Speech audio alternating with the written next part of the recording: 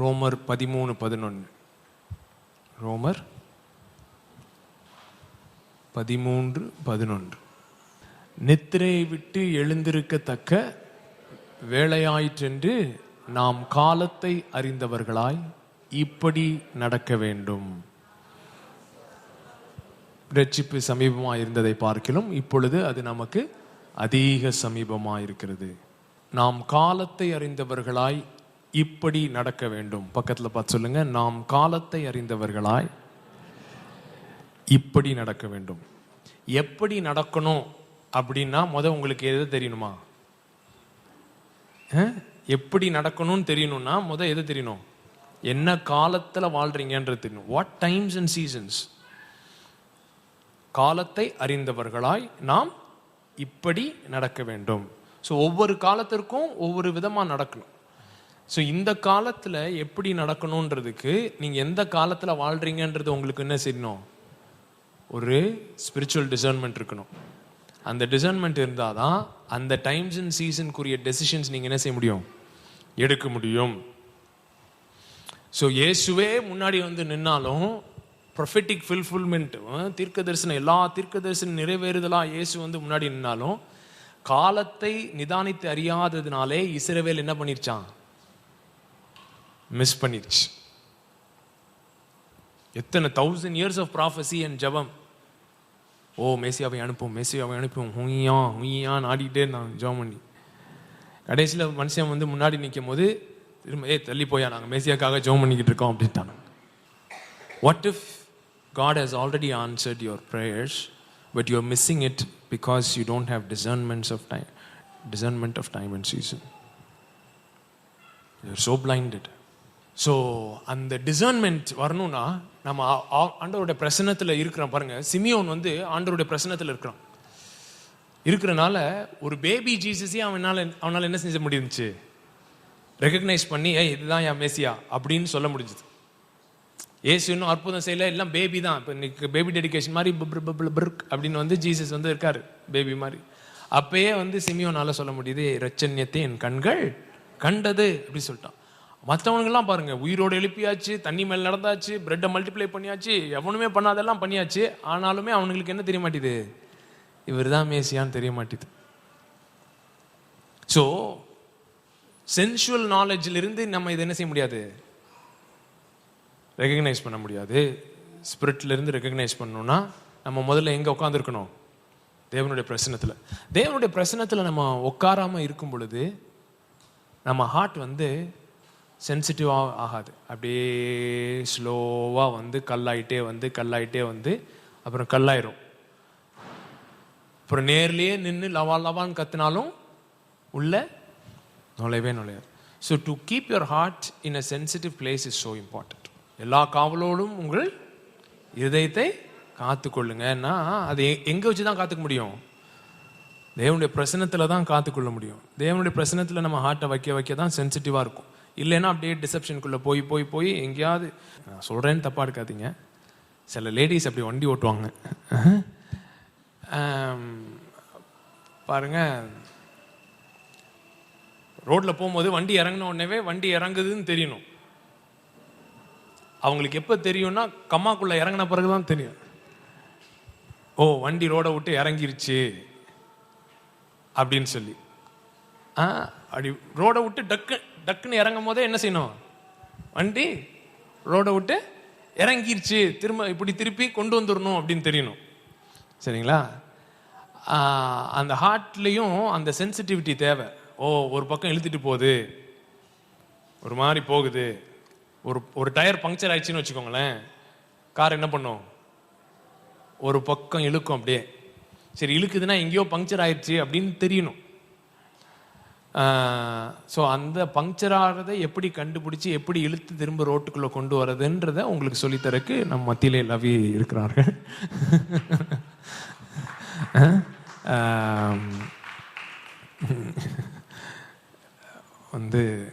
she'll share few things. நான் சில காரியங்கள் உங்ககிட்ட கேட்கணும்னு நினைக்கிறேன். கடவுள் உங்களுக்கு வச்சிருந்த சில காரியங்களில் நீங்கள் எப்போது நான் மிஸ் பண்ணியிருக்கிறேன் அப்படின்னு நினைக்கிறீங்களா? I want you to think. கொஞ்சம் ரிஃப்ளெக்ட் பண்ணி பாருங்கள். நான் சில இதை மிஸ் பண்ணிட்டேன் போல, மிஸ் பண்ணியிருக்கிறேன். இல்லாட்டி இல்லை, நான் எல்லாமே I don't think I missed anything அப்படின்னு நினைக்கிறீங்களா? I want you all to think and reflect. How many of you feel நான் சில இதை மிஸ் பண்ணியிருக்கிறேன் போல? ஓகே, மற்றவங்க தொடர்ந்து யோசிங்க. எந்த டைமில் நான் எந்த காரியம் மிஸ் பண்ணியிருப்பேன் அப்படின்னு யோசிங்க. ஏசப்பாவோட பேசி யோசிங்க. Have a conversation with the Father and think about this. Actually நான் யோசித்துட்டு இருந்தேன். அப்படி யோசிக்கும் போது தான் யோசித்தேன், நிறையா இது நான் மிஸ் பண்ணியிருப்பேன்னா இருக்கும். நிச்சயம் நான் எடுத்த டெசிஷன்ஸ்னால நான் நிறையா காரியங்களை நான் மிஸ் பண்ணியிருக்க பெரிய வாய்ப்பு இருக்குது அப்படின்னு நான் யோசித்துட்டு இருந்தேன். ஒரு கம்யூனிட்டியாக நம்ம இருக்கும் போது நீங்கள் உங்களோட தனி வாழ்க்கையில் நீங்கள் மிஸ் பண்ண காரியங்கள் கம்யூனிட்டியவும் அஃபெக்ட் பண்ண வாய்ப்பு இருக்குது. எதுக்குன்னா we are one body, நம்ம ஒரு சரீரமாக இருக்கிறதுனால நம்ம பர்சனல் இதில் நம்ம மிஸ் பண்ணது கம்யூனிட்டிக்கும் லாஸாக தான் இருக்கும். இதை கேட்கும் போது நம்ம சிலருக்கு எப்படி தோணும், இல்லை நான் மிஸ் பண்ணது அப்படி ஒன்றும் கம்யூனிட்டி அஃபெக்ட் பண்ணுற மாதிரி இருக்காது, இல்லாட்டி நான் செஞ்சது கம்யூனிட்டி அஃபெக்ட் பண்ண மாதிரி இருக்காது, நிச்சயம் இருந்திருக்காது அப்படின்னு தோணலாமா இருக்கும். ஆனால் I want to tell you, yes, அது கம்யூனிட்டிக்குரியதும் கூட, உங்களோடது மட்டும் இல்லை, அது கம்யூனிட்டிக்குள்ளதுக்கும் கூட. ஸோ இப்போ வாஸ்த வசனம் ரோமன்ஸ் 13:11 அதை திருப்பியும் நம்ம வாசிப்போம். And do this knowing the time that now it is high time. Do this knowing the time that now it is high time to awake out of sleep. It is high time now. Now it is high time. அது தமிழில் எப்படி வருது? காலத்தை அறிந்தவர்களாய். காலத்தை அறிந்தவர்களாய். In English it says now it is high time. இது எப்போ தெரியுமா நமக்கு ஞாபகம் வரணும்?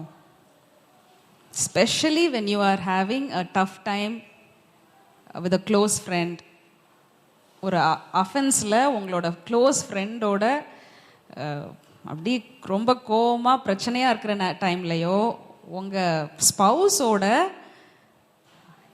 இதில் நான் விட்டு கொடுக்க மாட்டேன், இதில் அவங்க எனக்கு செஞ்சது தான் தப்பு அப்படின்னு நமக்கு எப்போ தோணுதோ அப்போ இந்த வசனம் ஞாபகம் வரணும்.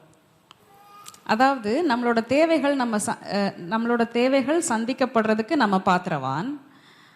ஆனால் சில டைமில் நம்ம தேவைகள் சந்திக்கப்படாமல் இருக்கும் போது கொஞ்ச நேரம் கழித்து நம்ம என்ன செய்ய ஆரம்பிச்சிடுறோன்னா, we begin to feel entitled. அது நம்ம என்டைட்டில்டாக இருக்கிறோன்னே நமக்கு தெரியாமல் இருக்கும். என்டைட்டில்னா என்ன?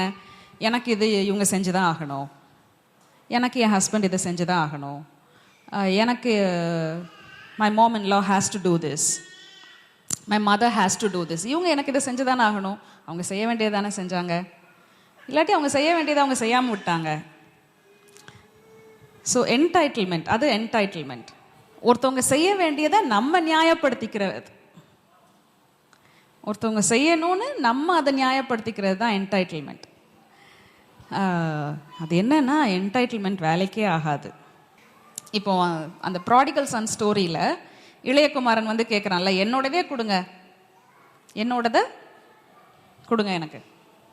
அவனோடது தான் கேட்டான். ஆனால் த ஆட்டிடியூட், மெயினாக the posture of the heart and the attitude. நம்ம ஃபேமிலிஸில் நம்ம ரொம்ப ரொம்ப கேர்ஃபுல்லாக இருக்க வேண்டியது the spirit of entitlement. Spirit of entitlement எதுக்குன்னா, அது இருக்கும் போது தான் நிறையா தடவை நம்ம பிளாட்டை மிஸ் பண்ணிடுறோம். நீங்கள் கடைசியாக போட்ட வீட்டில் இருந்த சில சண்டைகளை யோசித்து பாருங்களேன். எனக்கு யோசித்து பார்க்கும்போது எனக்கு அதான் ஞாபகம் வருது. நான் வந்து என்ன அவங்க நல்லா தானே நடத்தணும், ஏன்ட்ட அவங்க எப்படி கத்தலாம், ஏன்ட்ட ஜெஸ்ஸு எப்படி கத்தலாம், ஏன்ட்ட எப்படி வாய்ஸ் ரேஸ் பண்ணி பேசலாம், இல்லாட்டி இதுதான் அதை சொல்கிற நேரமா அப்படின்னு அவங்க என்ன எப்படி நடத்தியிருக்கணும்னு நான் வந்து எனக்கே சொல்லி நியாயப்படுத்துறது தான் முக்கால்வாசி நேரம் பிரச்சனையாக இருந்திருக்கு. கொஞ்சம் யோசித்து பாருங்கள், உங்கள் வீட்டில எல்லாம் எப்படி இருக்குன்னு கொஞ்சம் யோசித்து பாருங்கள்.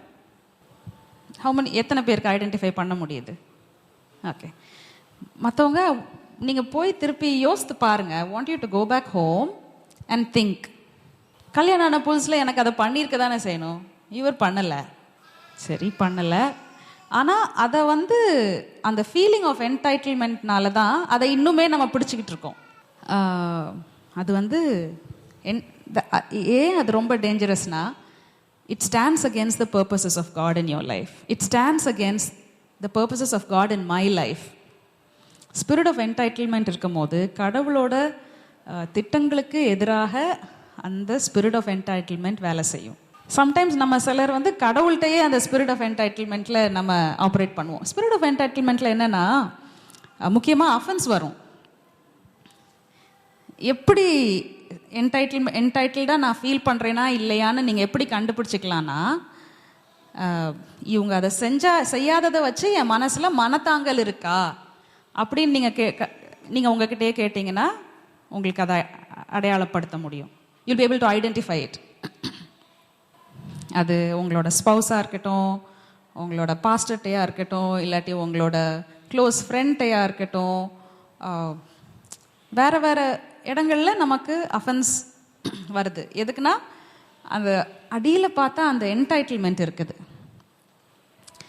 இப்போது இஸ்ரேல் மக்கள் வந்து எகிப்தில் இருந்தபோது அவங்க வந்து அவங்க பகல் ஃபுல்லாக வேலை பார்த்தாங்க. Evening they sat around pots of garlic, onion, fish and leeks. பகல் ஃபுல்லாக வேலை பார்த்தாங்க, நைட்டில் பானை நிறையா மீன், வெங்காயம், பூண்டு, they had all of that. அது வந்து was a survival phase.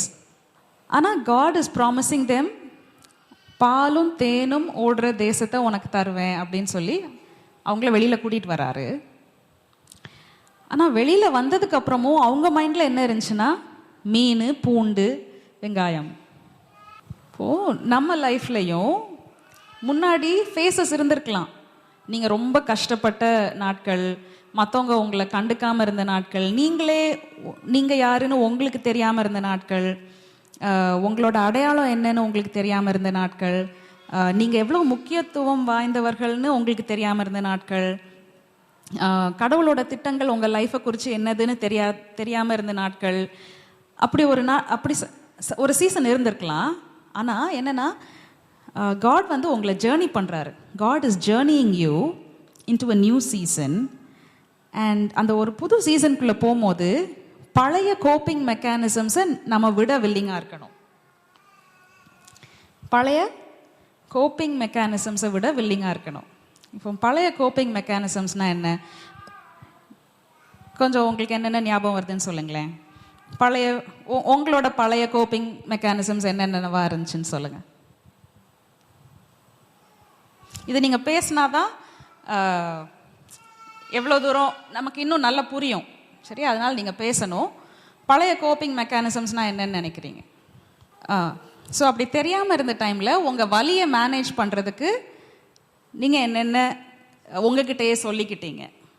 இப்போ ஃபார் எக்ஸாம்பிள், நான் வந்து யாரும் என்ன ஹர்ட் பண்ண நான் விட மாட்டேன், யாரையும் என்ன ஹர்ட் பண்ண விட மாட்டேன் அப்படின்னு நான் நினச்சி மக்கள்கிட்ட இருந்து டிஸ்டன்ஸ் மெயின்டைன் பண்ணது வந்து என்னோட அந்த வலியை ப்ராசஸ் பண்ண ஒரு வழி.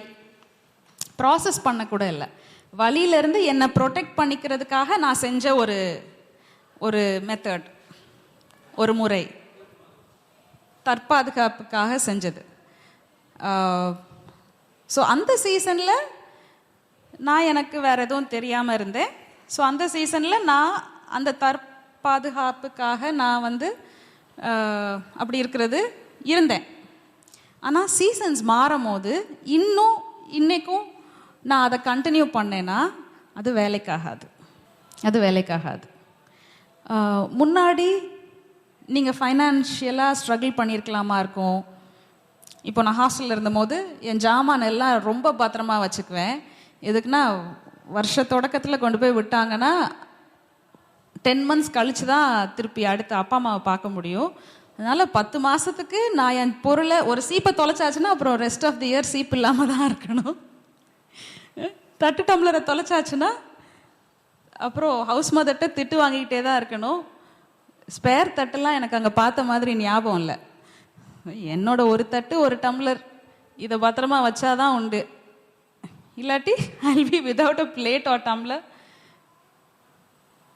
for the rest of the year அப்படிங்கிற ஒரு பயம்.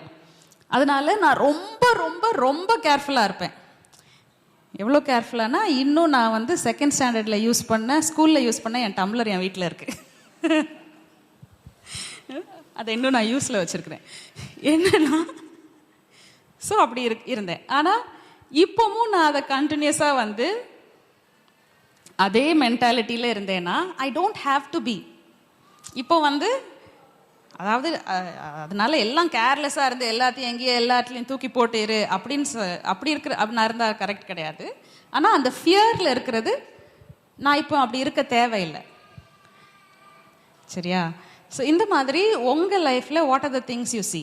உங்கள் லைஃப்பில் போன சீசனில் நீங்கள் யூஸ் பண்ண கோப்பிங் மெக்கானிசம்ஸ் என்ன?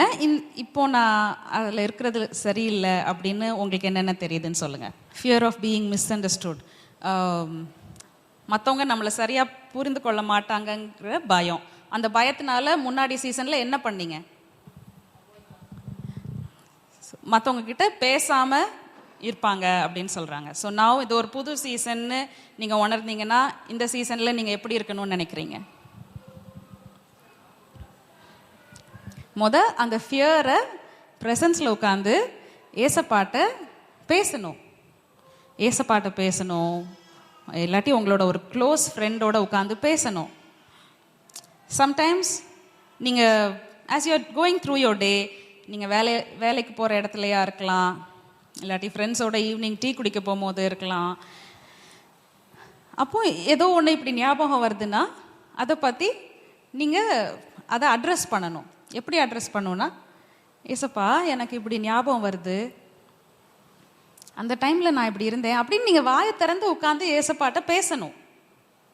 வாயை திறந்து பேசலாம். எதுக்குன்னா he is always with you. You have to just open your mouth. வாயை திறந்து ஏசப்பாட்ட நான் இப்படி உணர்றேன், நான் அப்போ இப்படி இருந்தேன், ஆனால் இன்னுமே எனக்கு அதிலிருந்து அந்த வழிமுறைகளை விட எனக்கு மனசில்லை, பயமாக இருக்குது, எனக்கு என்ன சொல்ல விரும்புகிறீங்க அப்படின்னு சொல்லி நீங்கள் கேட்கும் போது the Father will talk to you. அப்படிதான் உங்ககிட்ட பேசுவார். எப்படி பேசுவார்னு சொல்லுங்க. பிதா உங்ககிட்ட பேசுகிற வெவ்வேறு விதங்கள் சொல்லுங்க. வார்த்தையில், okay, through the word, Bible படிக்கும் போது பேசுவார், விஷன் மூலமாக பேசுவார், ட்ரீம்ஸ் மூலமாக பேசுவார், சில பர்சன்ஸ் மூலமாக பேசுவார், சாங்ஸ் மூலமாக பேசுவார். வேற என்னென்ன விதங்கள்? தாட்ஸ் மூலமாக பேசுவார். சம்டைம்ஸ் அந்த தாட்ஸ் மூலமாக பேசும்போது நம்ம என்ன நினைப்போம், நானே எனக்கு இப்படி ஒரு நல்ல கம்ஃபர்டிங்கான தாட் நானே சொல்லிக்கிறேன் போல அப்படின்னு நம்ம சில நேரம் நினைக்க தோணும்ல. நீங்கள் அப்படி நினைக்க வேண்டாம். எதுக்குன்னா, பிதாவோட ஆவி, ட்ரினிட்டி, திரியேகம் உங்களுக்குள்ள ஃபியூஸ் ஆகியிருக்கிறாங்க, உங்களுக்குள்ள ஒன்றாயிட்டாங்க. அதனால தான் அவங்களோட சிந்தனை உங்களோட சிந்தையாக வருது. ஸோ தெரிஞ்சுக்கோங்க, உங்களோட தாட் மூலமாக பேசுறது பிதா, the Father and you are one. பிதாவும் நீங்களும் ஒன்றாக இருக்கிறீங்க. அதனால அவரோட சிந்தனை உங்கள் சிந்தனையாக வருது. So these are the different ways. என்னன்னா, அவர் பேசும்போது நம்ம சென்சிட்டிவாக இருந்தால் தான் அவர் பேசுறது நம்ம பிடிச்சுக்குவோம். இல்லாட்டி யாரோ வந்து பேசும்போது அப்படியா அப்படியான்னு வேற எதையாவது பற்றியே யோசித்துட்டு அவங்ககிட்ட பேசிட்டு அவங்கள அனுப்பிடுவோம், மெசேஜை மிஸ் பண்ணிடுவோம். சம்டைம்ஸ் நீங்கள் உங்கள் குவாய்ட் டைம்லேயே நீங்கள் பைபிள் வாசித்துட்டு இருக்கலாமா இருக்கும், வேற எதையோ யோசித்துட்டு வாசித்துட்டு இருந்தா அதை நம்ம மிஸ் பண்ணிடுவோம். ட்ரீம்ஸ் வந்து நம்ம ரொம்ப கேர்ஃபுல்லாக ஸ்டூவர்ட் பண்ணோம். ட்ரீம்ஸ் வந்து நீங்கள் காலையில் எழும்பி ஒரு ஃபியூ மினிட்ஸ் தான் ஞாபகம் இருக்கும். நிறைய பேர் நினைக்கலாம் எனக்கெல்லாம் ட்ரீம்ஸே வர்றதில்லைன்னு. என்னென்னா நீங்கள் மோஸ்ட்லி பார்த்துட்டு தான் இருப்பீங்க, ஆனால் யூ ரஷ் த்ரூ த டே. எழும்பி உடனே சரி கிளம்ப வேண்டியது இருக்குது, வேலைக்கு போகணும், பிள்ளைங்களை ஸ்கூலுக்கு கிளப்பணும், இதை பண்ணணும் அப்படின்னு சொல்லிட்டு நம்ம அப்படியே ரஷ் பண்ணி போகிறதுனால மறந்துடுது. அதுக்கப்புறம் யோசித்து பார்த்தா என்னமோ பார்த்தேன், என்ன பார்த்தேன்னு தெரியலையே அப்படின்னு தோணுது. அதுலேயும் இன்டென்ஷனலாக இருக்கணும். இன்டென்ஷனலானா எப்படி? ட்ரீம்ஸில் எப்படி இன்டென்ஷனலாக இருக்க முடியும்? ஏசப்பா உங்களுக்கு காட்டுற ட்ரீம்ஸில் நம்ம எப்படி இன்டென்ஷனலாக இருக்க முடியும்? அதுக்கு முன்னாடி மறக்கிறதுக்கு முன்னாடி ரெக்கார்ட் பண்ணி வைக்கணும். ஒரு வாய்ஸ் ரெக்கார்ட் பண்ணி வைங்க, இல்லாட்டி எழுதி வைங்க. சும்மா ஒரு ஹின்ஸ் மாதிரி எழுதிக்கிட்டிங்கன்னா கூட அப்புறம் த்ரூ த டே நீங்கள் அந்த ஹின்ஸ் எடுத்து பார்த்தா உங்களுக்கு ஞாபகம் வரும். So the father is always willing to talk to you. So நீங்கள் உங்களுக்கு என்ன கஷ்டப்படுத்துதுன்னு சொல்லி நீங்கள் ஏசப்பாட்ட போய் பேசும்போது உங்ககிட்ட அவர் கட்டாயம் பேசுவார். இப்படி கையை வைங்க. பிதா என்கிட்ட பேச எப்போதும் ரெடியாக இருக்கார். அதை உணர்ந்து சொல்லுங்கள், திருப்பி சொல்லுங்கள். உங்ககிட்ட பேச பிதா எப்போதும் ரெடியாக இருக்கிறார். ஸோ இப்போ அங்கிள் சொன்னாங்க, என்னென்னா நான் என் ஜாமான இப்படி ஒரு பத்திரமா இப்படி இங்கே வைக்கணும்னு நினைக்கிறேன், ஆனால் பிள்ளைங்களோ மற்றவங்க அதை ஒழுங்காக அப்படி எடுத்து வைக்காமல் இருக்கும் போது எனக்கு கோபம் வருது. ஓகே, ஜாமான பத்திரமா வைக்கணுமா? வைக்கலாம். ஆனால் அதை அப்படி செய்யாத போது நம்மளை அது என்னமோ பண்ணுதில்ல, அந்த என்ன பண்ணுதோ அதை பற்றி நம்ம ஏசப்பாட்ட பேச பழகணும். திரும்ப திரும்ப செய்கிறவங்கெல்லாம் உங்களை சுற்றி இருக்காங்களா? நிறையா இருக்காங்கல்ல.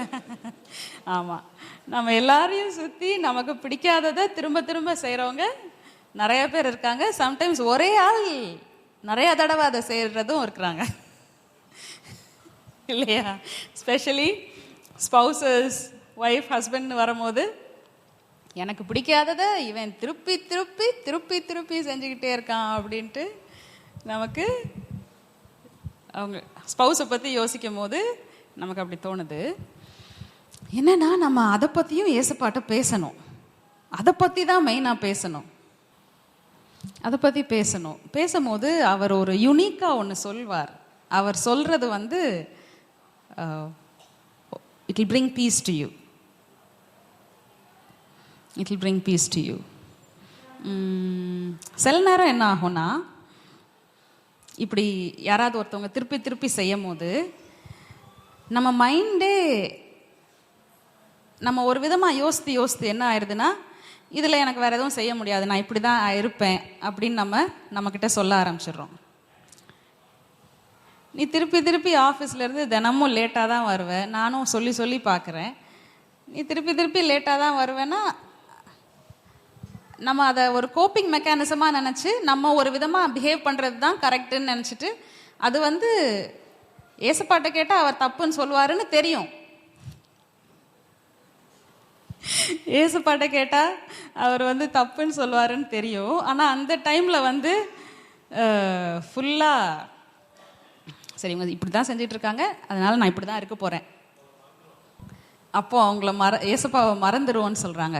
ஆமாம், சம்டைம்ஸ் மறந்துடுறோம், சம்டைம்ஸ் மறத்து போயிடுறோம், சம்டைம்ஸ் நம்ம கோபத்திலே நம்ம தொலைஞ்சு போயிடுறோம். கோபத்திலே நம்ம தொலைஞ்சு போயிடுறோம். ஆனால் என்னன்னா, நம்மளை அறியாமல் அந்த டைமில் நம்ம கடவுளோட திட்டங்களுக்கு எதிராக நம்ம செயல்பட்டு இருக்கோம் அப்படிங்கிறது ஒரு பெரிய ப்ராப்ளம். கடவுளோட திட்டங்களுக்கு எதிராக நான் செயல்பட்டு இருக்கேன் அப்படிங்கிறது சும்மா லேசான மேட்டரா? இல்லை. It is not a simple thing to be standing against the purposes of God. It is not a simple thing to abort the purposes of God. கடவுளோட திட்டங்களுக்கு எதிராக நிற்கிறது ஒரு சும்மா லேசான காரியம் இல்லை.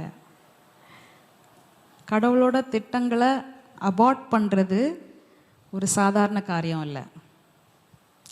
என்னன்னா, நம்ம மட்டும் இல்லை, நம்மளோட சந்ததிகளும் நம்ம எடுக்கிற டெசிஷன்ஸ்னால அஃபெக்ட் ஆகிறாங்க. இப்போ நான் ஜெசூட்ட கோவப்படுறேன்னா, அந்த டைமில் ஸ்பெஷலி ஒரு மீட்டிங்க்கு முன்னாடி, மீட்டிங்க்கு கிளம்பும் போது, நான் லேட்டாக கிளம்பும் போது, அவங்க என்னை திட்டும் போது நான் ரொம்ப சரி, நான் கரெக்டாக கிளம்பியிருக்கணும், ஆனால் அவங்க என்னை நீ சீக்கிரமாகவே கிளம்பவே மாட்டேங்கிறேன்னு சொல்லும் போது நான் அஃபெண்ட் ஆயிடுறேன், மனத்தாங்கல் அடைஞ்சிடுறேன். அப்படி மனத்தாங்கல் அடையும் போது என்னது அடி வாங்குது? கடவுளோட திட்டங்கள் அடி வாங்குது. எதுக்குன்னா, அதுக்கப்புறம் ப்ரேயருக்கு இங்கே வந்து உட்காரும் போதும் எனக்கு கனெக்ட் பண்ணவே தோண மாட்டேங்குது. என்னது அடி வாங்குது? கடவுளோட திட்டங்கள் அடி வாங்குது. அஃபென்ஸ் எதனால வருது?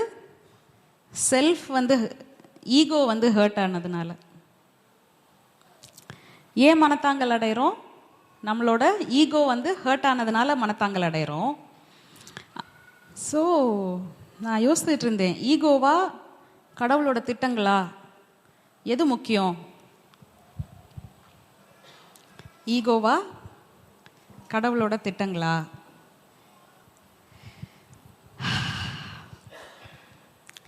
ஈகோவா கடவுளோட திட்டங்களா?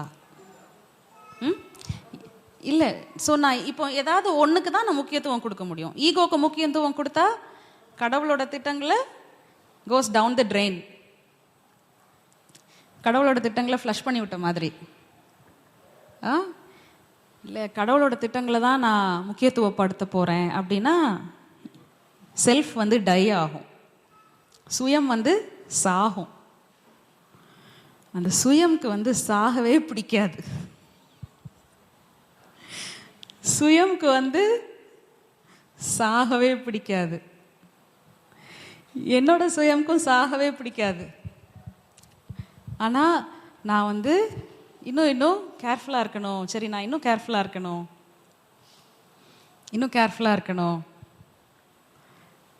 கேட்டு பாருங்க, சுயம் நீ சாக விரும்புகிறாயா? உங்களுக்குள்ளேயே கேட்டு பாருங்களேன், சுயம் நீ சாக விரும்புகிறாயா? இப்போ ஒரு ப்ரேயரில் இருக்கோம், பேசிகிட்டு இருக்கோம். ஸோ இப்போ வந்து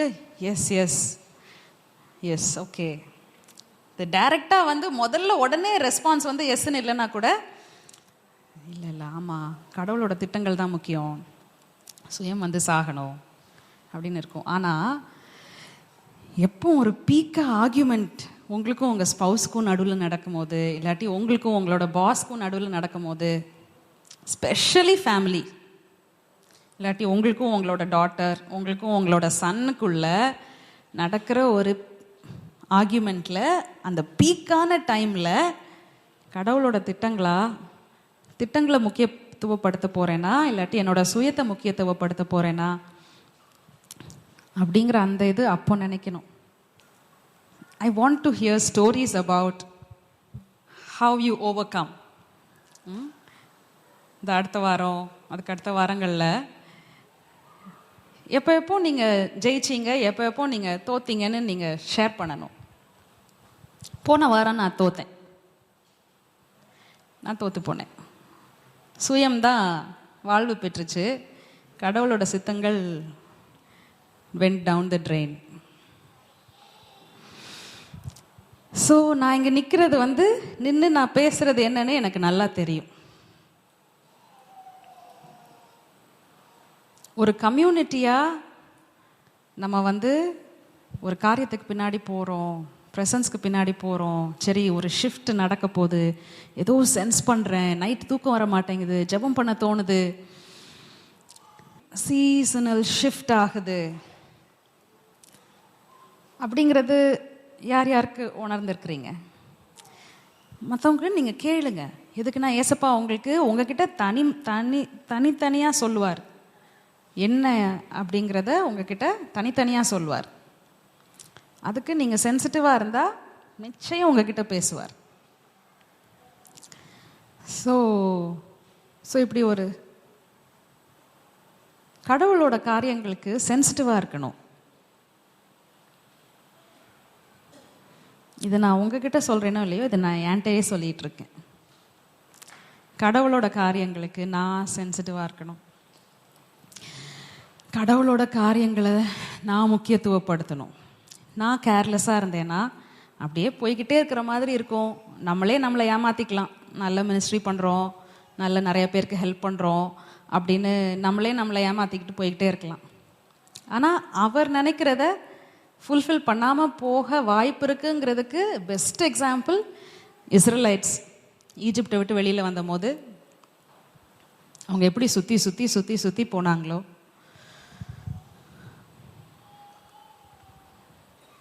ஸோ பைபிள்லேயே அந்த மாதிரி எக்ஸாம்பிள்ஸை மறைச்சு வைக்கலை. ஃபுல்லாக இதுதான் கதை, இப்படி நடந்துச்சு, இப்படி அப்படின்னு ஃபுல்லாக எழுதி வச்சிருக்கு. ஸோ அதுக்கு நல்ல உதாரணம் இஸ்ரேலைட்ஸ் தான். அதனால நம்ம ரொம்ப ரொம்ப கேர்ஃபுல்லாக இருக்கணும். சரி, ஸோ இப்போ ஏதோ ஒரு சண்டையில் நீங்கள் சுயமை வாழ வச்சிட்டீங்க. கொஞ்ச நேரம் கழித்து தெரியுது, சரி இப்போ சுயம் தப்பிச்சிருச்சு, கடவுளோட திட்டங்கள் அடி வாங்கிருச்சுன்னு உங்களுக்கு தெரியுதுன்னு வைங்களேன். அதுக்கப்புறம் தாட் ப்ராசஸ் எப்படி போகும்? கில்ட்டி, குற்ற மனசாட்சி, அவ்வளோ குற்ற மனசாட்சி. அப்புறம் ஷேம், அவ்வளோ வெட்கம். ஸ்பெஷலி அந்த கொஞ்ச நேரம் கழித்து ஏசப்பாட்ட பேசி அவர் ஆமாம் நான் இதை நினச்சிருந்தேன் அப்படின்னு சொல்லிட்டாருன்னா, ஐயோ, அதுலேயே அந்த குற்ற மனசாட்சியிலேயே உட்காந்து, வெட்கத்திலேயே உட்காந்து, சரி நான் இப்படி தான் அப்படின்னு பாசிட்டிவாக போகிறதுக்கு பதிலாக என்ன பண்ணுறோம்? நெகட்டிவான சைடில் மைண்டை அக்ரி பண்ணி கொண்டு போகிறது. நான் என்ன பேசுகிறேன்னு எனக்கு நல்லா தெரியும். Because I have been there and done that.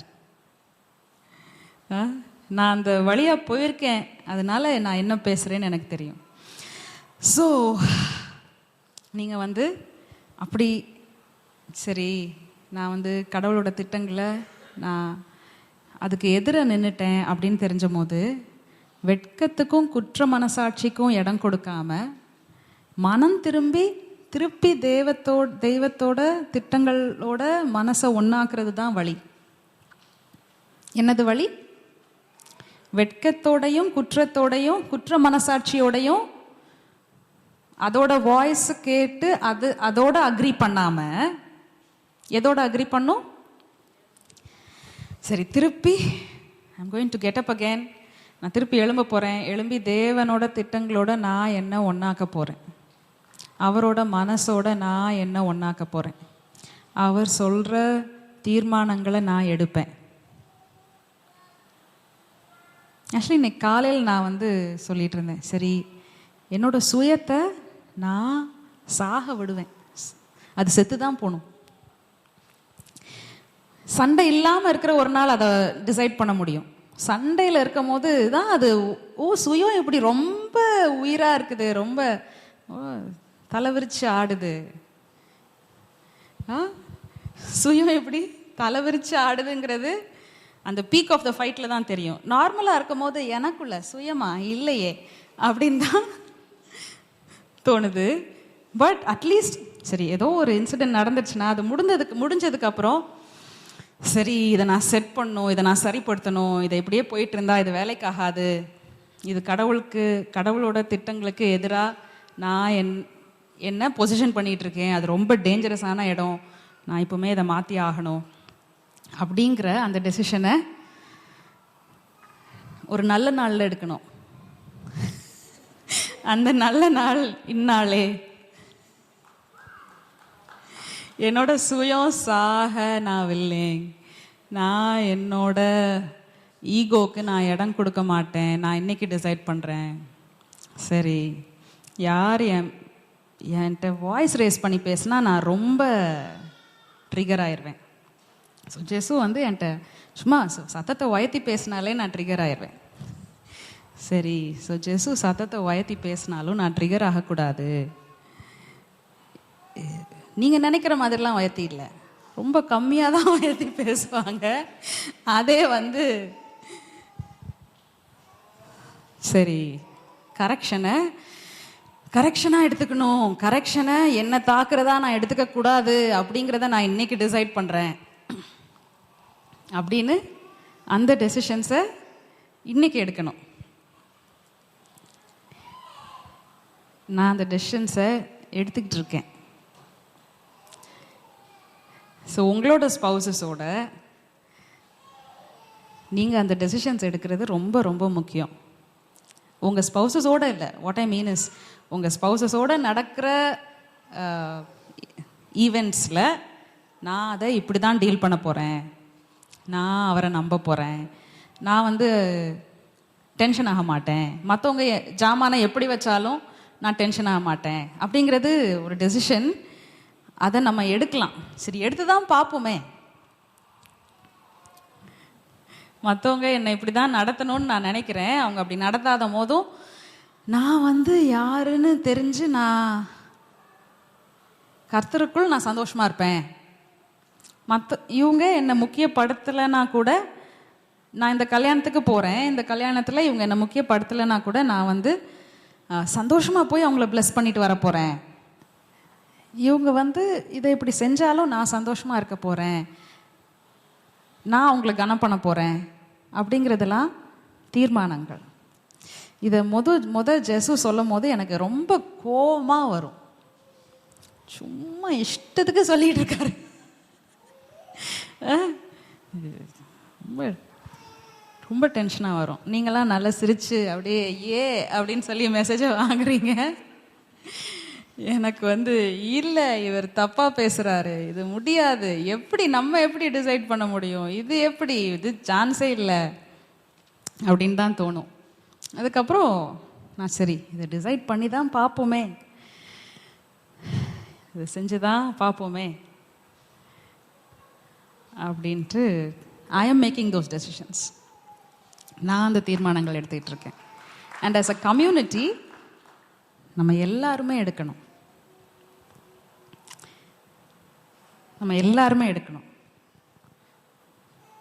உங்களே பார்த்து ஏய் நீ எடுக்கணுமாமே அந்த டெசிஷன் அப்படின்னு உங்களே பார்த்து சொல்லிக்கோங்க. பக்கத்தில் உள்ளவங்கெல்லாம் பார்த்து சொல்ல வேண்டாம்.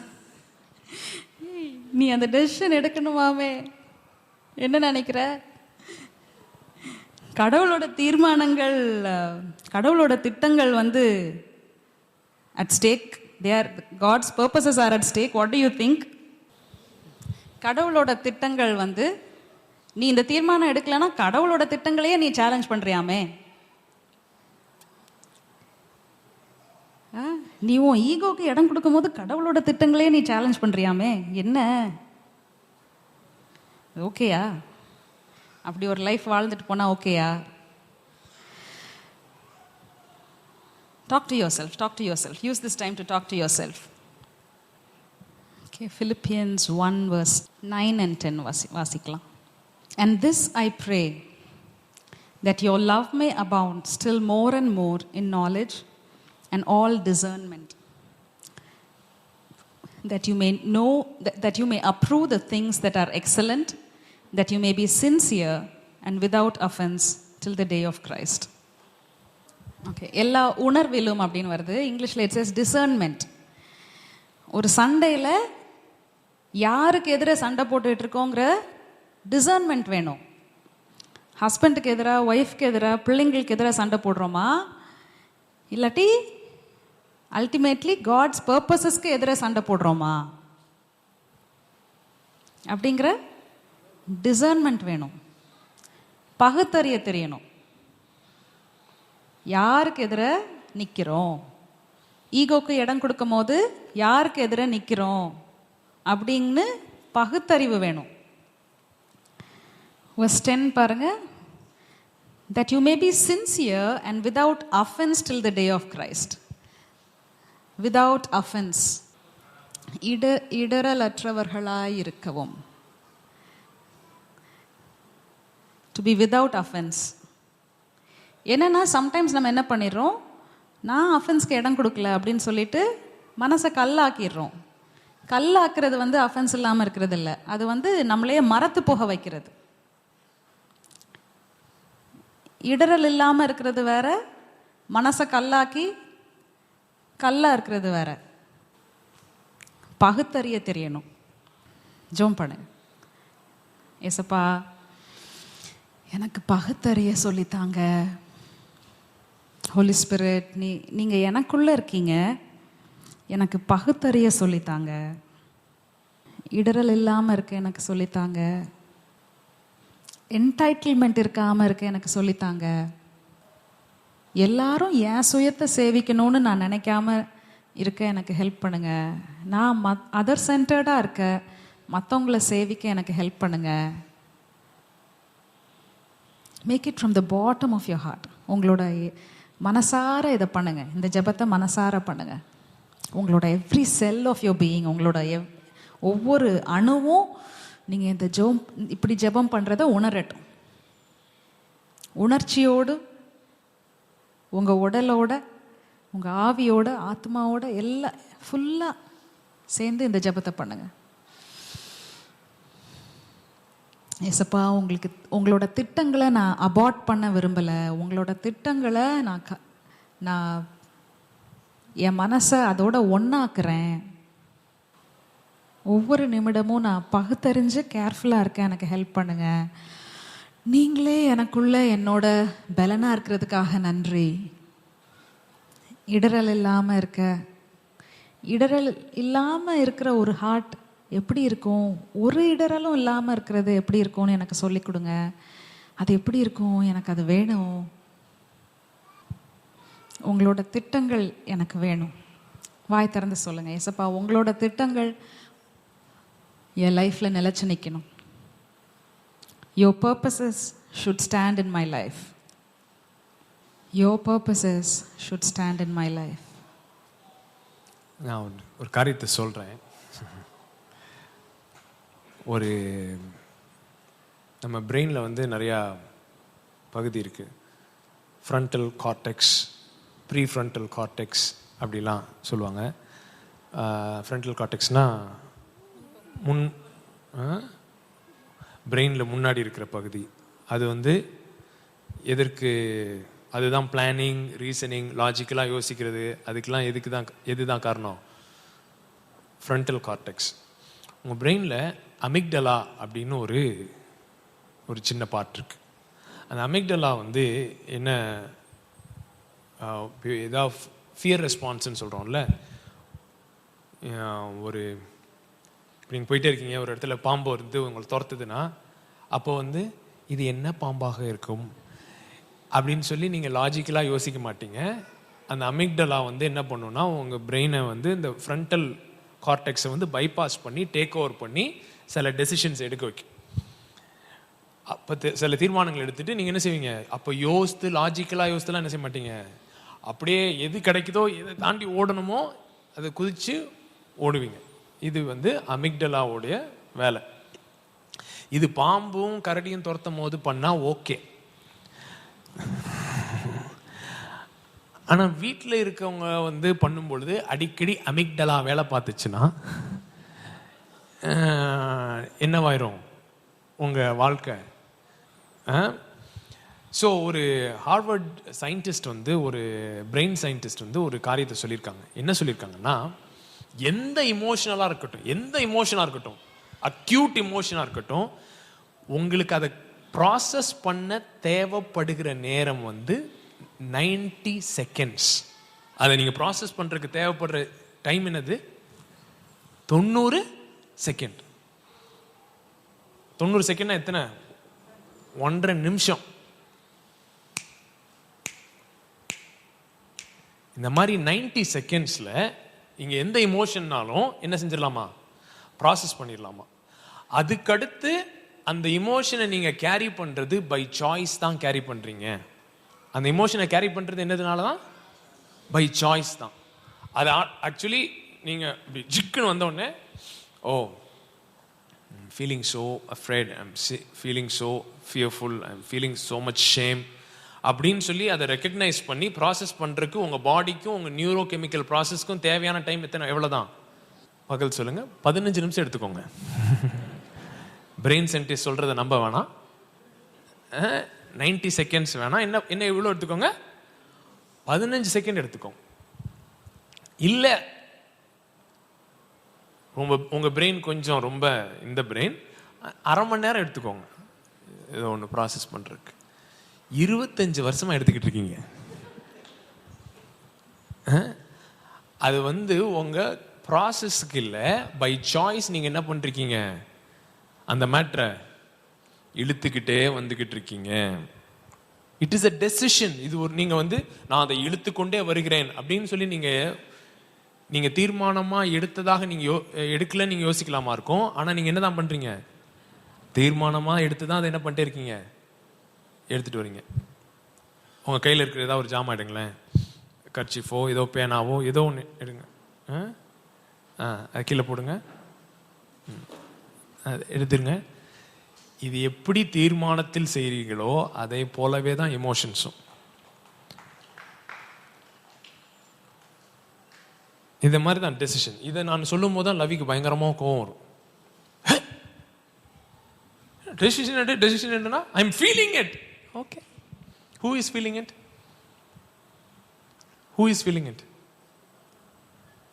You are only feeling it. Choose not to feel it. So அதான் திரும்ப அதான் சொல்லிட்டு இருக்கேன். இயேசுவும் சிலுவையில் அறையப்பட்டார், கள்ளர்களும் சிலுவையில் அறையப்பட்டாங்க. இயேசு தான் ஃபீலிங்கை சூஸ் பண்றாரு சிலுவையிலே. என்ன பவர்ஃபுல், என்ன ஒரு பவர்! சிலுவையில் இருக்கும் போது உங்க ஃபீலிங்கை நீங்க சூஸ் பண்ண முடியும். Pain real. எல்லாரும் 3 பேரும் வலிக்குள்ளாக சென்றார்கள், ஆனால் உணர்ச்சிகளை இயேசு தெரிந்து கொள்ளுகிறார். வலியை ஏற்படுத்துகிறார்கள், உணர்ச்சியை இவர் தெரிந்து கொள்ளுகிறார். சொல்லுங்க, உனக்கு 100 பேர் வலியை ஏற்படுத்தலாம், ஆனால் உணர்ச்சியை நீதான் தெரிந்து கொள்ளுகிறாய். சொல்லுங்க, சும்மா சொல்லுங்க, பக்கத்துல பார்த்து சொல்லுங்க. உனக்கு 100 பேர் என்ன செய்யலாம்? வலிய ஏற்படுத்தலாம், ஆனா உணர்ச்சியை நீதான் தெரிந்து கொள்ளுகிறாய். இது நீங்க கேட்கும் போது உங்களுக்கு என்ன வருது?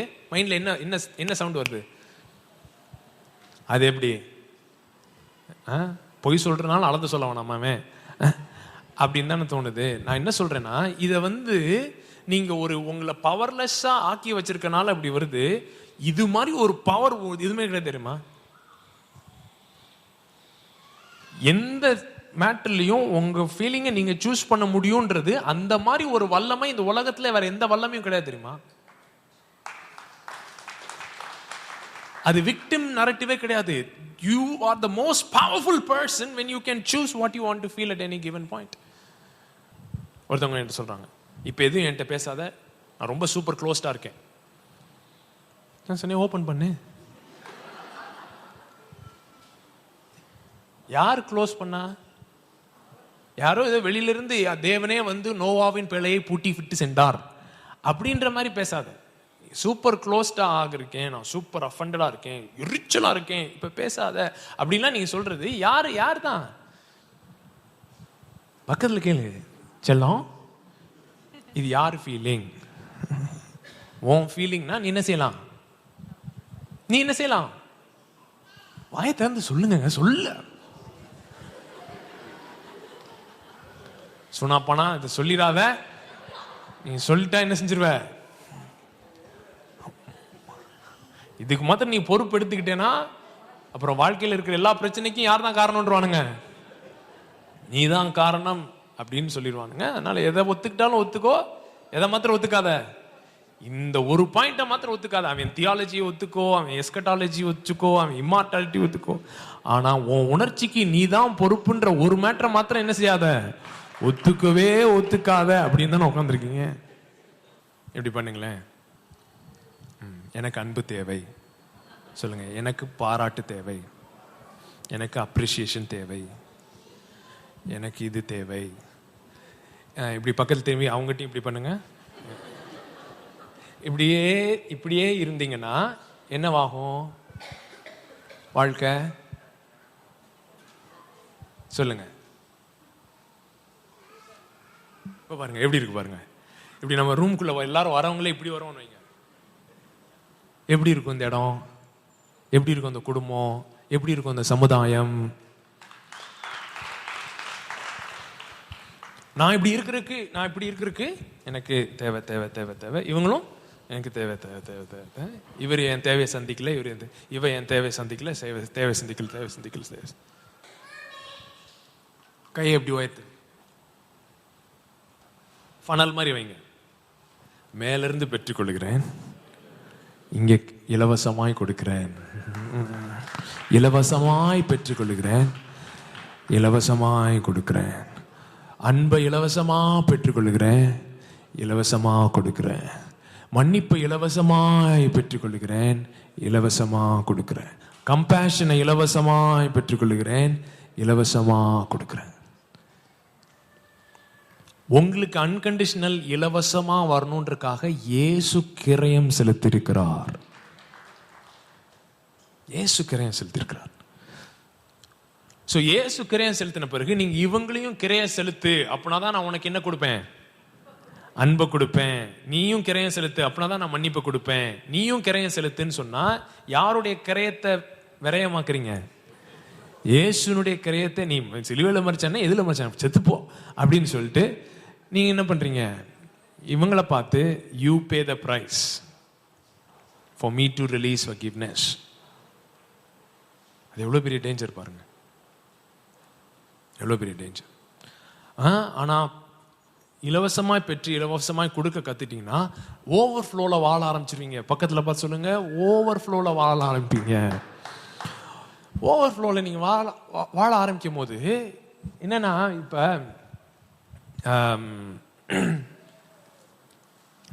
பணக்காரனுக்கும் ஏழைக்கும் என்ன வித்தியாசம்?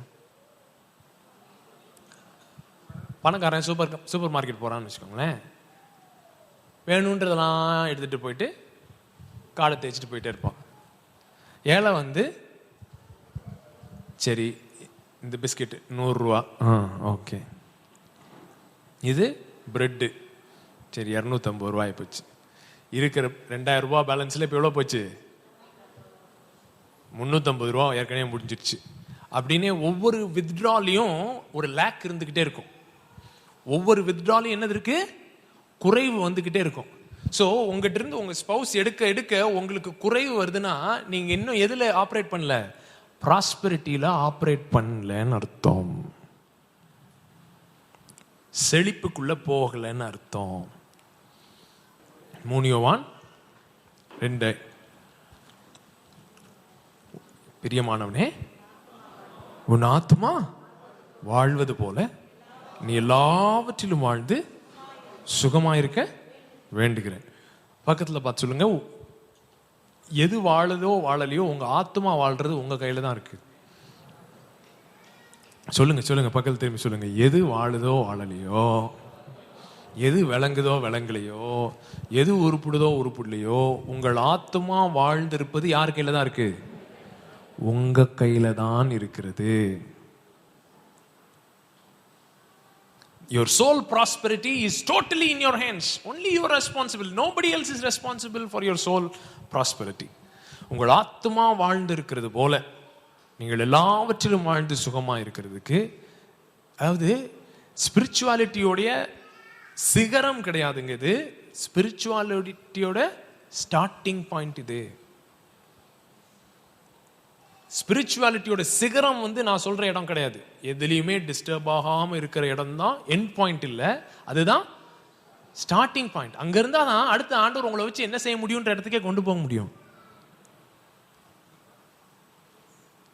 பக்கத்துல பார்த்து சொல்லுங்க, ஓட்டத்தை முடிக்கிறது இருக்கட்டும், முதல் ஓட்டத்தை என்ன செய்யுங்க? ஸ்டார்ட் பண்ணுங்க. ஓட்டம் ஸ்டார்ட் பண்றதே எந்த பாயிண்ட்ல தான்? என் ஆத்மாக்கு நான் தான் என் பொறுப்பு. எந்த காலத்திலும் எந்த நேரத்திலும். அப்படியா? எந்த காலத்திலும் எந்த நேரத்திலும் நன்றி அப்படின்ற சாய்ஸ்ல உங்களால பண்ண முடியுமா? பாட்டு நல்லா பாடுங்களே. எந்த காலத்திலும் எந்த இப்ப பாட மாட்டாங்க எவனுமே. நீ பாடுறீ, தனியா பாடு. பாடினா தானே கேள்வி கேட்ப. நீயே தனியா பாடி நீயே சொல்லிக்கோ. இயேசுவே உம்மை நான் துதிப்பேன் துதிப்பேன், எந்த நேரத்திலும் துதிப்பேன். இயேசுவே உம்மை நான் துதிப்பேன் துதிப்பேன், எந்த. இத சங்கீதக்காரன் சொல்லும் போது அப்சலோம் விரட்டிட்டு வரான், ஓடி போறான். சண்டை போட தெரியாதவன் இல்லை, கோலியாத்தை வந்து பாரு நின்னவன், ஒரே அறையில சிங்கத்தை வாயை கிழிச்சவன். அப்சலோமை போட்டு தள்ள தெரியாதா? மகன் ஆயிட்டான். அவன்கிட்ட போய் என்னடா சண்டை போடுறது, சரி வா போலாம் அப்படின்னு சொல்லிட்டு எங்க கிளம்பி போயிட்டு இருக்கான், ஓடிட்டு இருக்கான் மலைக்கு. பயந்ததுனால அல்ல, சண்டை போட தெரியாதுன்றனால அல்ல, பழி வாங்க தெரியாதுன்றனால அல்ல. உள்ளதுலே பெரிய சாபம் அவனுக்கு இதுதான் பெரிய சாபமா தெரியுது. சரி, பெலிஸ்தியர்கள் துரத்தினாங்க ஓகே, இவங்க துரத்தினாங்க ஓகே, கோலியாத் கொள்ள வந்தான் ஓகே, கடைசியில பையன் வந்துட்டானே. அதை வச்சு கூட இருக்கவங்கலாம் பேசுறானுங்க, பாரு சாபம் உடல பாரு இவனை, இவன் பண்ண எல்லாத்துக்கும் வந்துருச்சு, இவன் பையனே இவனை கொல்ல வந்துட்டான், அப்படி இப்படிலாம் பேசுறான். நான் சொல்றான், எந்த காலத்திலும் எந்த நேரத்திலும் நன்றியால் உம்மை நான் துதிப்பேன். இயேசுவே உம்மை நான் துதிப்பேன் துதிப்பேன், எந்த வேளையிலும் துதிப்பேன். இயேசுவே உம்மை நான் துதிப்பேன் துதிப்பேன், எந்த வேளையிலும் துதிப்பேன். பாருங்க, பை சாய்ஸ் பவுலும் சீலாவும் என்ன பண்றாங்க, அடிச்சு துவைச்சு கைய காலை எங்க பூட்டிட்டானுங்களா, தொழுவ மரத்துல பூட்டி வச்சுட்டாங்க. By choice, by choice you can sing, by choice. புயல், புயலின் மத்தியில் காலைல பாடுனீங்களே, நீ எழும்பிடு என்றீரே. சொல்லுங்க, புயல் மத்தியில, தொழுவ மரத்துல, சிலுவையில, காட்டுக்குள்ள ஓடி போகும்போது, நீ நினைச்சத மற்றவங்க செய்யும் பொழுது, சொல்லுங்க, நீ நினைச்சத செய்யாத பொழுது, நீ எதிர்பார்த்தது நடக்கும் பொழுது, நீ எதிர்பார்க்காதது, இது எல்லாத்திலையும் உன் ஃபீலிங்ஸை நீ என்ன செய்ய பண்ணலாம், you can choose. That is the power that gospel is giving you. So லவி சொல்லிச்சு, நான் இந்த வாரம் வந்து நான் ஃபெயில் ஆயிட்டேன், அதனால நான் பிரசங்கம் பண்ணல. ஓகே, ஃபெயில் ஆயிட்டேன், நான் விழுந்துட்டேன், okay எந்திரிச்சிரு. See how much time does it take for you to get back into the spirit? A decision, a decision, a decision. To get back up into the spirit, it just takes a decision. நீங்க வருடங்களா தாண்டி போயிருக்கலாம் ஆண்டவரை விட்டு, திரும்பி வரக்கு ஒரே நொடி பொழுதுதான், ஒரே நொடி பொழுது. One decision, you're back into the spirit. ஆமென். நீங்க எந்த சூழ்நிலையிலும், பக்கத்துல பாருங்க, நீங்க எந்த சூழ்நிலையிலும் உங்களுடைய உணர்ச்சிகளை தெரிந்து கொள்ளத்தக்க, உங்களுடைய சமாதானத்தை தெரிந்து கொள்ளத்தக்க, உங்கள் சந்தோஷத்தை தெரிந்து கொள்ளத்தக்க, அதற்கு தேவையான விலை கிரயத்தை இயேசு செலுத்தி இருக்கிறார்.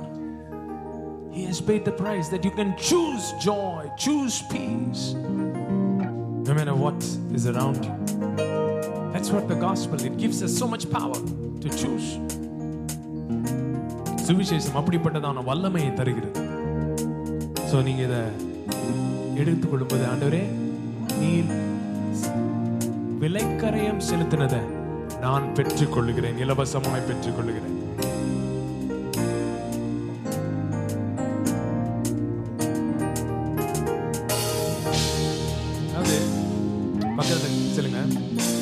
நீங்க சுவிசேஷத்தை நம்புறீங்க, உங்களுக்கும் வடிவேலுக்கும் என்ன டிஃபரன்ஸ்? வடிவேல் வந்து தண்ணி அடிக்கூடாதுன்னு டிசைட் பண்றான். டிசைட் பண்ணிட்டு வெளியே வந்தா வரவெல்லாம் என்ன பண்றான்? தண்ணியை பத்தியே பேசுறான். ஏன்டா சோதிக்கிறீங்க, ஏன்டா சோதிக்கிறீங்க? இவனுடைய தீர்மானங்கள் எல்லாருடைய கரத்துல இருக்கு. அதே மாதிரிதான் நீங்களும் இருக்கீங்கன்னா எதுக்கு நீங்க சுவிசேஷத்தை நம்பணும்? உங்களுடைய தீர்மானம் உங்க கரத்துல தான் இருக்கு. சொல்லுங்க, உங்க இருதயம் உங்க கரத்துல. அப்படி சொல்லாதீங்க, என் இருதயம் என் கையில தான் இருக்குன்னு சொல்லுங்க. என் இருதயம் என் கையில தான் இருக்கு. What feelings I feel, I choose. அந்த ஃபீலிங்ஸ் எப்படி நீங்க சூஸ் மாத்த முடியும்? பை சாய்ஸ் எப்படி மாத்த முடியும்னா, உங்களுக்குள்ளாக ஓடுகிற கதைகளை நீங்கள் மாற்றும் பொழுது எதை மாத்த முடியும்? உணர்ச்சிகளை மாற்ற முடியும். என்ன கதைகள் ஓடுகிறதோ அதை மாத்தினீங்கன்னா எது மாறும்? உணர்ச்சி மாறும். இயேசு கதையை மாத்துறார் சிலுவையில். இவர்கள் செய்வது இன்னதென்று அறியாமல் செய்கிறார்கள். அறியாம செஞ்சாங்களா? நீங்க என்ன நினைக்கிறீங்க? அறியாம செஞ்சாங்களா இல்லாட்டி தெரிஞ்சதான் செஞ்சாங்களா? என்னங்க சரிங்களா? உங்க கதைக்கே அவர் ஒத்து போல பாருங்க. அவரு தான் கதையை ஓட்டுறார். இவர்கள் செய்வது இன்னதென்று அறியாமல் செய்கிறார்கள், பிதாவே இவர்களை மன்னியும். You choose the narrative, you choose the feeling. That gives you power. That gives you power. கையெழுத்து சொல்லுங்க, God has made me powerful. He has given me so much power to choose what I feel at any given point. எந்த தருணத்திலும் எந்த நேரத்திலும் என்ன எதை உணர வேண்டும், எந்த உணர்ச்சிகளை அனுபவிக்க வேண்டும் என்பதை என்னுடைய தீர்மானத்தின்படி தெரிந்து கொள்ளத்தக்க ஒரு வல்லமையான இடத்திலே ஆண்டவர் என்னை வைத்திருக்கிறார். அவருடைய சுவிசேஷம், அவருடைய சிலுவை என்னை அப்படிப்பட்டதான ஒரு விடுதலையின் இடத்திற்கு கொண்டு வந்திருக்கிறது. Freedom and power. So much freedom. You can bind me to the cross, but you cannot bind my heart. இந்த சிலுவையில நீ அறைஞ்சாலும் என் ஹார்ட்டை நீ சிறைப்பிடிக்க முடியாது. என்ன துருவ மரத்திலே போட்டாலும் என் ஹார்ட்டை நீ சிறைப்பிடிக்க முடியாது. My heart is free to feel what it wants to feel. அதனால்தான் சங்கீதக்காரனால சொல்ல முடியுது, என் ஆத்துமா கர்த்தரை ஸ்தோத்திரி, என் முழு உள்ளமே அவருடைய பரிசுத்த நாமத்தை ஸ்தோத்திரி. என் ஆத்துமாவே கர்த்தரை ஸ்தோத்திரி, அவர் செய்த உபகாரங்கள் அனைத்தையும் என்ன செய்ய மறவாது. It is a choice. It's what you tell your heart.